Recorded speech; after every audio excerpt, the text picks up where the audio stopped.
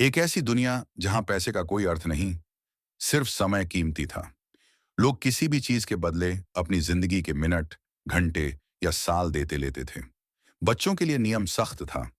जब कोई 21 साल का होता, उसकी कलाई पर 1 साल का काउंटडाउन जुड़ जाता, और जैसे ही वो साल खत्म होता, इंसान भी खत्म हो जाता।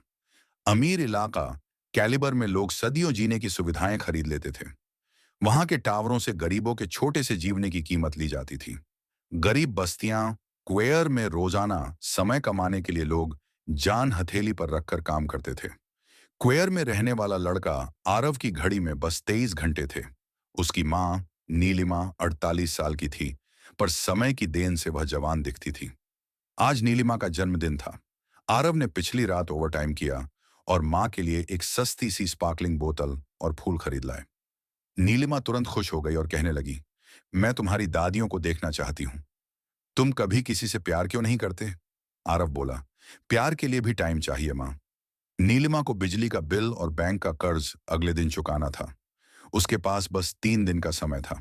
उसने आरव की हथेली पर हल्का सा स्पर्श कर दिया और 25 मिनट अपनी कड़ी मेहनत से उसे दे दिए, ताकि आरव अच्छा नाश्ता कर सके। दोनों अलग हुए। सड़क पर आरव से एक छोटी लड़की मिली। उसने एक ग्लास कैप्सूल पकड़ा और पूछा, थोड़ा सा मिनट दे दोगे?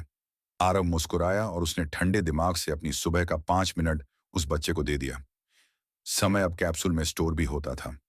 आरव फैक्ट्री गया। वहां कॉफी की कीमत अचानक दोगुनी हो चुकी थी। 2 मिनट वाली अब 4 मिनट की थी। महंगाई यहां रोज की बात थी। गरीब उसी में फंसकर झुकते रहते थे। शाम को आरव बार में गया, जहां एक बड़ा अमीर आदमी बैठा था। उसके चारों ओर चमक धमक और सुरक्षा कर्मी थे। उसकी कलाई पर 116 साल चमक रहे थे। उसी बार में गिलेहट के सेठ सैथ और उसकी गैंग आ पहुंची। वे समय की चोरी में माहिर थे। सैथ ने अमीर को टाइम कांटे के खेल में हराने की चुनौती दी। हारने वाला अपना समय हार देगा। अमीर ने कहा कि उसे तैयारी चाहिए। वह बाथरूम गया और उल्टियां करने लगा। नशे में उसकी ताकत घट चुकी थी। आरव ने देखा कि अमीर भागने वाला है और बिना सोचे समझे बीच में आ गया। सैथ के गुंडे से आंखें मिले और आरव ने उनकी तरफ झट से वार किया। अमीर को बचाकर उन्हें छुपा दिया। अमीर ने खुद को एडम बताया। एडम ने बताया कि वह अब इस जिंदगी से थक चुका है। उसने कहा कि सिस्टम गड़बड़ है। कैलिबर के लोग महंगाई और टैक्स बढ़ा बढ़ाकर क्वेयर के लोगों का समय चुराते हैं, ताकि खुद उनके सालों में जोड़ सकें। रात को जब सब सोए हुए थे, एडम ने आरव को सारा अपना समय दे दिया। बस अपने लिए कुछ ही मिनट रखकर वह किसी ऊंची छत पर चला गया और वहां से छलांग लगा दी। आरव को सुबह पता चला, उसकी घड़ी में अब 116 साल जुड़ चुके थे। पर एडम की मौत ने उसे हिलाकर रख दिया। आरव समझता था कि अगर वह यहीं रहेगा तो किसी को शक होगा कि उसने ही एडम को मार दिया था। वह कैलिबर में गया। वहां के महलों और छुट्टियों को देखकर उसे गुस्सा आया। आरव ने एक कैसीनो में पोकर खेलना सीखा और क्रिस्टर, कैलिबर का सबसे बड़ा टाइकून, की बेटी लिया से मिला।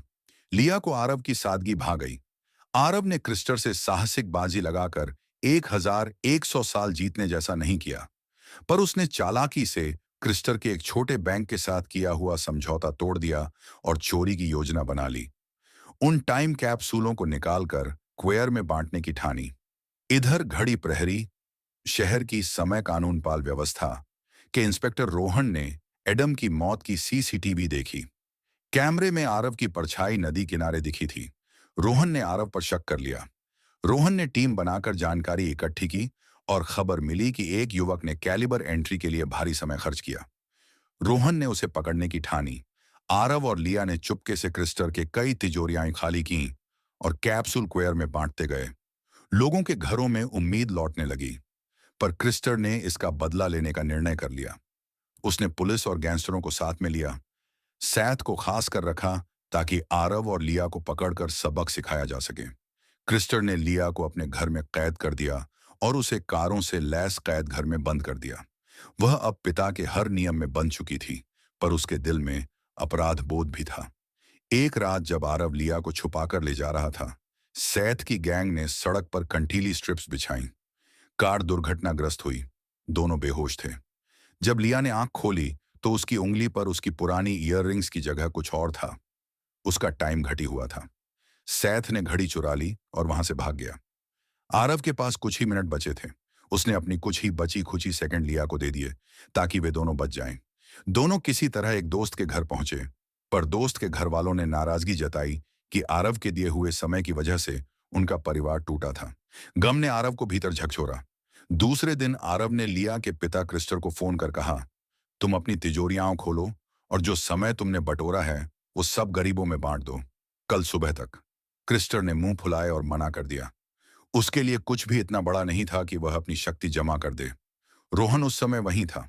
उसने आरव को पकड़ने की सफल कोशिश की, पर आरव ने मौका पाकर भाग निकला और लिया को साथ लिया। पर अब उनका पीछा शहर भर में था। रोहन ने आरव के खिलाफ 10 साल का समय इनाम घोषित कर दिया। किसी के पास इतना समय था कि उसे पकड़कर अपनी सालों को बढ़ा ले। आरव और लिया के काम ने लोगों में नया जोश पैदा कर दिया। वे हर रात चुपके से बैंक से कैप्सूल निकालते और बीच बाजारों में बांट देते। बहुत लोग उन्हें नायक मानने लगे, पर सैथ और क्रिस्टर भी चुप नहीं बैठे। एक रात जब वे एक छोटे होटल में छुपे थे, किसी ने सैथ को उनकी जगह बता दी। सैथ ने गैंग को बुला लिया और होटल पर धावा बोला। लोगों को डर दिखाकर किसी ने गवाही दे दी और पुलिस ने घेर लिया।